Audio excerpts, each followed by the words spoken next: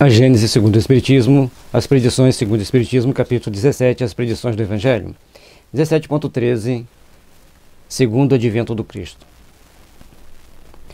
A gente faz uma ressalva que a gente colocou 17.1, 2, 3 até o 13, depois vai ter os outros números, porque para você situar, porque se você chega a um vídeo desse solto, sem ter o número, você não sabe quantos tem antes e quantos tem depois, aí você não vai saber se está assistindo na sequência certa. Então a gente fez a numeração. 43. Disse então Jesus a seus discípulos: se algum quiser vir nas minhas pegadas, renuncie a si mesmo, tome a sua cruz e siga-me. Porquanto aquele que quiser salvar a sua vida, a perderá. E aquele que perder a sua vida por amor de mim, encontrará de novo. Então Jesus traz aqui para nós um conjunto de dados, um conjunto de informação que nós temos que pensar sobre o assunto, que nós temos que rever a nós mesmos. O que é perder a vida e salvar a vida do ponto de vista do Cristo? Perder a vida é quando você se deixa levar por querer vantagens materiais, querer conquistar as coisas do mundo. Perder a vida é quando você trabalha para o Cristo, você trabalha para o bem, sem querer as vantagens do mundo. Então as vantagens do mundo estão erradas? Depende de como você olha, pelo ângulo que você olha. Então querer as vantagens do mundo para o prazer próprio está errado. Querer as vantagens do mundo para o prazer de servir a humanidade, aí você está certo. Então nós temos que prestar muita atenção nisso e cada um vai olhando dentro da sua esfera de ação se está dedicando uma parcela da sua vida às causas do bem e principalmente se estamos procurando fazer uma reforma íntima para nos tornarmos melhores. De que serviria a um homem ganhar o mundo inteiro e perder a sua alma? Ou por que preço poderá o homem comprar a sua alma depois de a ter perdido? Porque o Filho do Homem há de vir na glória de seu Pai, com seus anjos, e então dará a cada um segundo as suas obras. E aqui Jesus mostra-nos que não tem como nós comprarmos a nossa alma. Mas muitas das vezes nós vendemos, né? Com nossas atitudes e ações, é uma coisa mais delicada. Mas a proposta de Jesus é saber se nós estamos cada dia nos observando para saber se estamos prontos, para saber se estamos preparados, para saber se estamos nos iluminando, para fazer com que tenhamos condições de estarmos em boas condições espirituais diante da vinda do Senhor.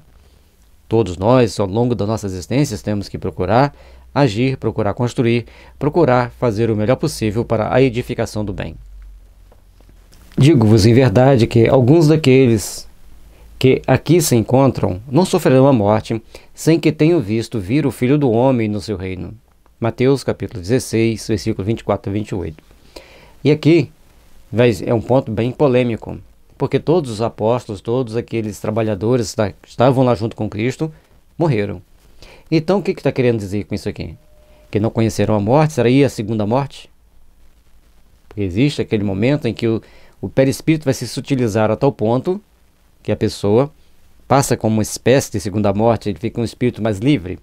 Portanto, antes de você se tornar um espírito extremamente puro, você vai, aqueles homens, pessoas que estavam ali, aqueles espíritos encarnados, eles iriam ter a oportunidade de assistir à vinda do Cristo. Por outro lado, eles estariam entre os trabalhadores do bem, estariam entre aqueles que estariam servindo ao Cristo encarnado aqui na Terra, ou seja, eles estariam na Terra, de alguma forma, como espírito ou como pessoas encarnadas, para esse advento da vinda do Cristo.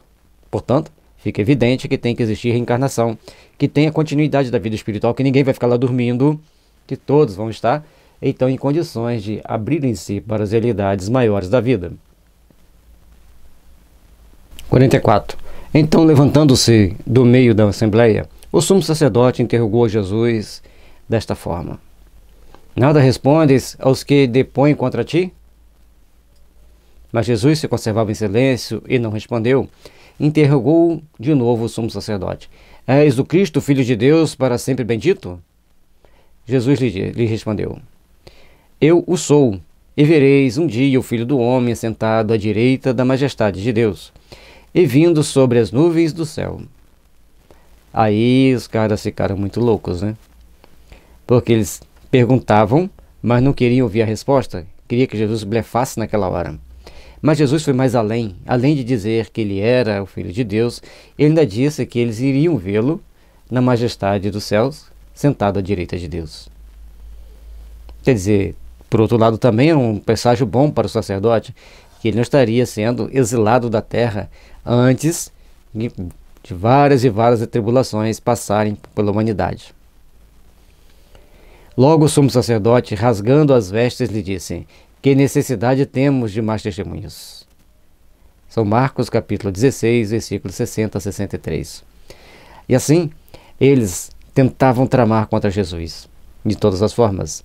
Jesus sabia o momento certo de dar a resposta, e sabia a resposta certa que iria confundir-lhes a cabeça, e muitas das vezes, certamente, sabia até a reação que eles teriam diante daquela resposta. Aqueles homens não eram homens tão ingênuos como a gente pensa. Eles tinham bastante malícia, bastante conhecimento, mas pouco amor no coração. Assim como nós ainda não temos o pleno amor até hoje, o que faríamos se deparássemos um dia diante de Jesus?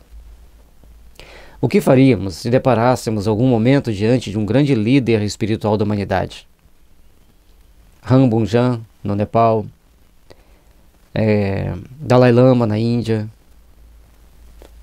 o Papa Francisco, ou qualquer outro grande líder, um dos maiores líderes no meio protestante de Macedo, como nós nos portaríamos diante deles?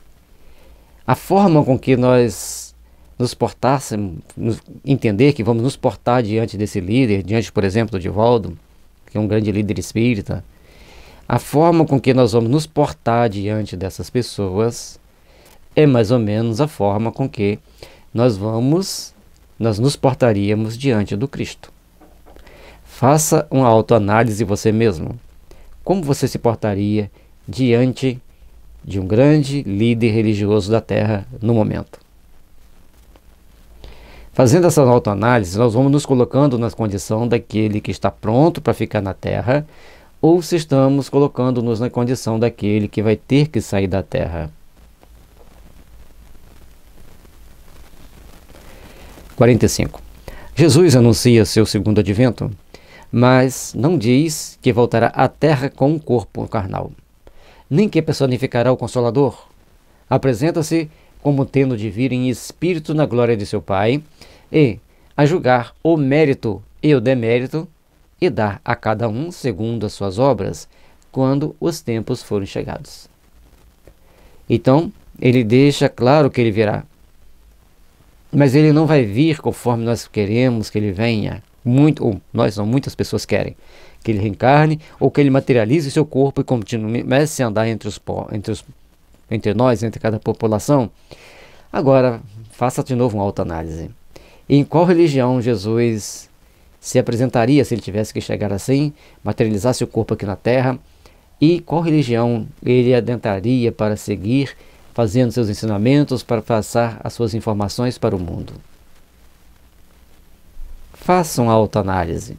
Antes de falar na minha, claro, façam a autoanálise. Verifiquem se vocês cumprem devidamente os ensinamentos do Cristo. Verifiquem se no seu templo todos estão fazendo o que ele ensinou. Façam a autoanálise. Estas palavras, alguns há dos que aqui estão, que não sofrerão a morte sem terem visto vir o Filho do Homem no seu reinado. Parece encerrar uma contradição, pois é incontestável que ele não veio em vida de nenhum daqueles que estavam presentes. Jesus, entretanto, não podia enganar-se numa previsão daquela natureza, e, sobretudo, com relação a uma coisa contemporânea, e que ele dizia pessoalmente a respeito, há primeiro que indagar se suas palavras foram sempre reproduzidas fielmente. Aí, esta outra questão. Nas traduções, tem as regras dos 4 textos, todo tradutor traz a tradição. Então, nós temos que prestar atenção de como nós escrevemos esse texto, se foi realmente dito dessa forma, ou se nós estamos interpretando de uma forma diferente. Podemos entender como segunda morte, como já dissemos antes. Podemos entender como um processo que eles estariam juntos, como espíritos desencarnados e encarnados nesse momento da vinda do Senhor. Ou seja, a segunda morte seria, você poderia ir para um planeta melhor ou um planeta pior, mas você ter que abandonar o seu perispírito que você tem aqui na Terra para adequar um outro ao planeta para onde você vai. Portanto, todos estariam na Terra nesse advento do Jesus. É uma explicação bastante lógica. É de duvidar-se, desde que se considere que ele nada escreveu, que elas só foram registradas depois da sua morte, que o mesmo discurso cada evangelista o exarou em termos diferentes, o que constitui prova evidente de que as expressões de que eles se serviram não são textualmente as de que se serviu Jesus. Além disso, é provável que o sentido tenha sofrido alterações ao passar pelas traduções sucessivas. Esse é um dos fatos que mais acontece em qualquer tradução. Quando se sai de uma tradução para outra, de outra para outra, de outra para outra, sofre determinadas alterações na interpretação. Então, eles saíram do hebraico, algumas do grego, para o latim. Do latim foi para todos os outros idiomas. Só que ao sair do hebraico ou do grego para o latim, já sofreu é possível ter sofrido algumas alterações no sentido das frases, porque nem todo idioma expressa o sentido da frase conforme um outro. E se o tradutor não for alguém bem experiente no idioma do que está escrito o texto, e na hora dele traduzir, ele não vai conseguir fazer montar a frase segundo o sentido. Da mesma forma que quando vamos traduzir um texto do português para o inglês, temos que saber como que o inglês pensa na hora de expressar aquela situação. Portanto, dá errado, se a gente não souber. Exige-se certas experiências, certa vivência no idioma para onde nós estamos traduzindo. E o ideal, normalmente, é que o idioma em que se vai escrever seja alguém que conheça daquela nação e que conheça as tradições e a linguagem do outro país. E tem alguém daquele país, do texto original, que conheça a linguagem e um pouco da tradição daquele país para onde está sendo traduzido, daquele idioma que está sendo traduzido.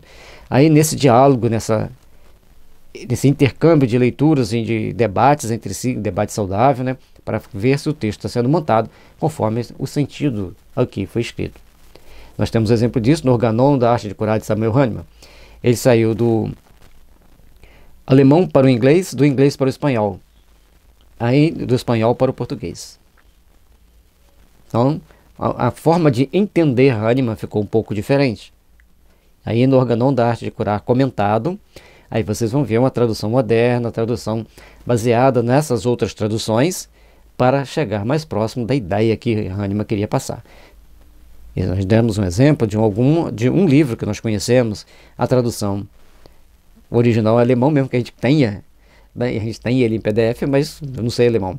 Mas do inglês a gente entende um pouquinho, o espanhol a gente entende um pouquinho, comparando os dois, a gente vê que é diferente. O sentido de entendimento das palavras que estavam em português não estavam muito claros, por isso ajustamos. Certamente que aqui, mas a Bíblia é a palavra de Deus, tudo bem, mas quem traduziu, muitas das vezes, não era uma pessoa tão comprometida conforme gostaríamos que fosse. Ou às vezes por demais comprometidas, mas com ideias preconcebidas. Tem uma série de situações. Mas de todo jeito, nós podemos interpretar que os apóstolos estarão presentes no dia desse julgamento. As pessoas que ali estavam, não só os apóstolos, mas estavam falando para a multidão, estarão presentes no dia do julgamento. E cada um será dado segundo as suas obras. Observem-se como vocês estão agindo, como vocês estão interagindo, para ver se vocês terão condições de estar entre os eleitos, entre aqueles que fizeram o bem.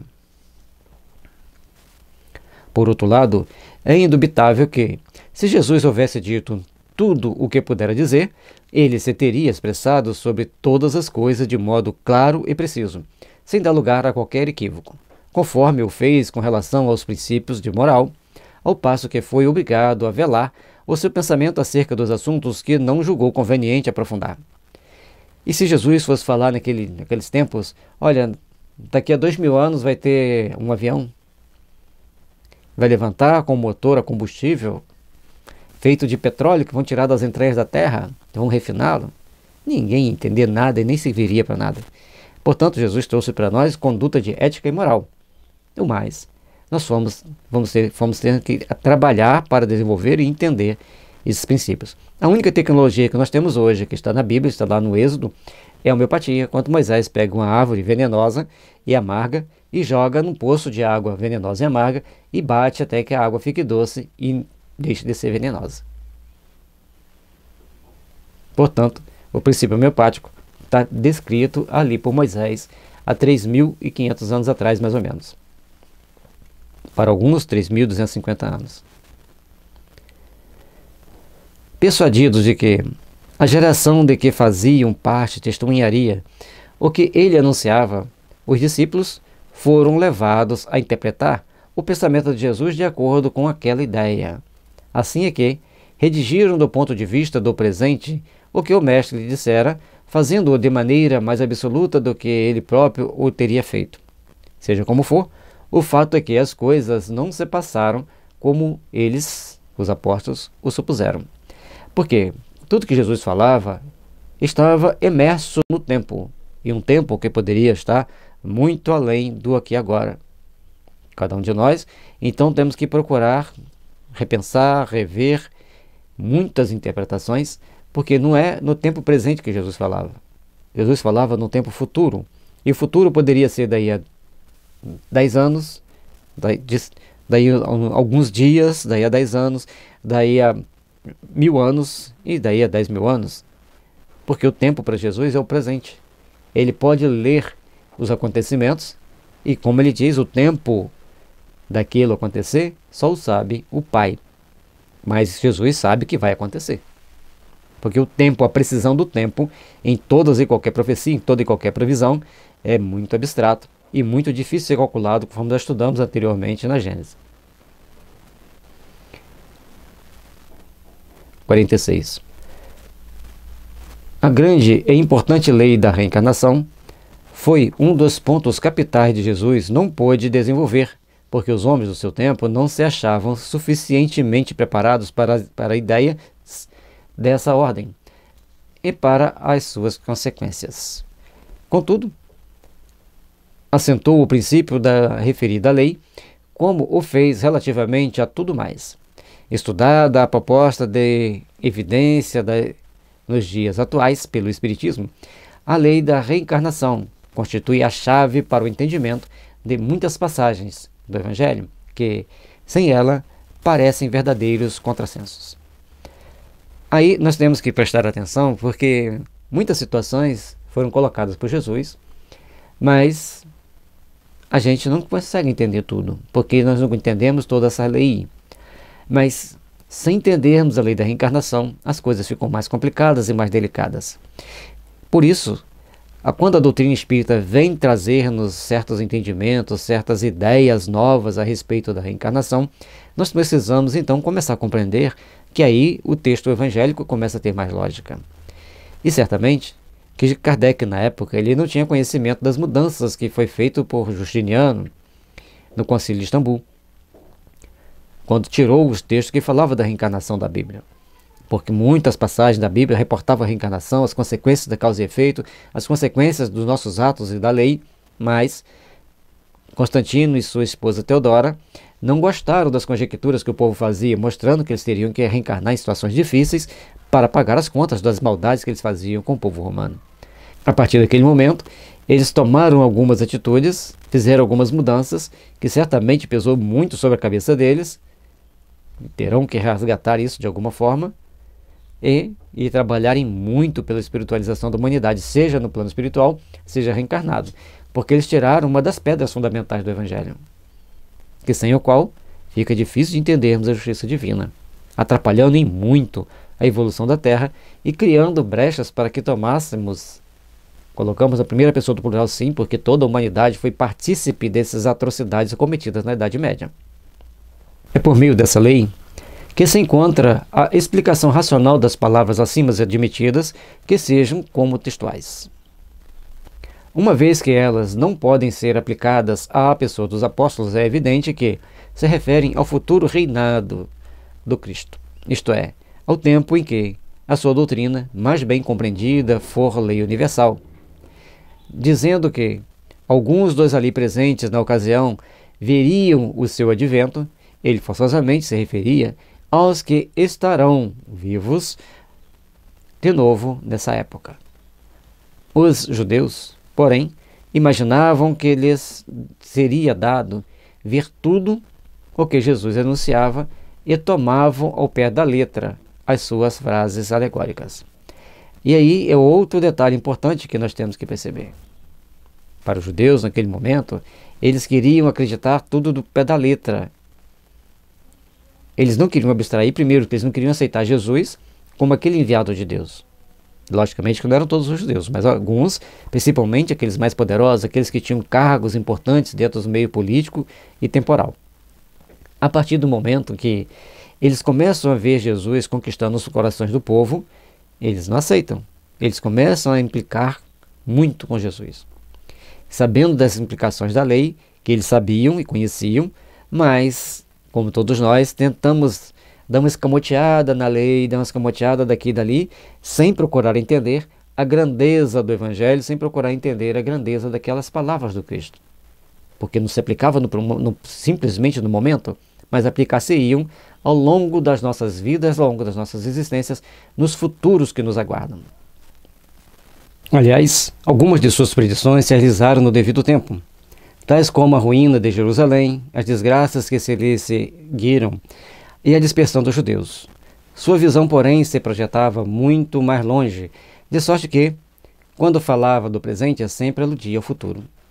Portanto, Jesus estava mostrando para eles algo que ia acontecer ao longo, conforme dizemos, de dias, meses, anos, décadas, séculos e até mesmo milênios. Só que todo mundo quer que aconteça amanhã, ou agora, e Jesus se aludia para o futuro, mas entendia-se que ia acontecer no presente. E causava, logicamente, muita confusão na cabeça deles, porque estava previsto, principalmente por Isaías, que eles seriam confusos, porque iriam ver, não iam enxergar, iriam ouvir e não iam escutar, porque não entenderiam os fatos.